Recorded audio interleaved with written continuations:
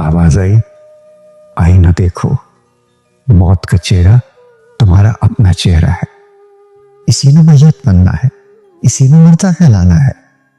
मौत से बचना मुमकिन नहीं। मौत के खौफ का क्या इलाज? लाइलाज का भी कोई इलाज है। लाइलाज मरज, मोहलिक मरज सिर्फ जिंदगी का अर्जा है, जिसका अंजाम सिर्फ मौत है। हम खुद ही इसके पास पहुंचते हैं। जिंदगी के इम्कानात तलाश करते करते हम उस बंद गली तक आ जाते हैं जहां से मुड़ना मुमकिन नहीं होता।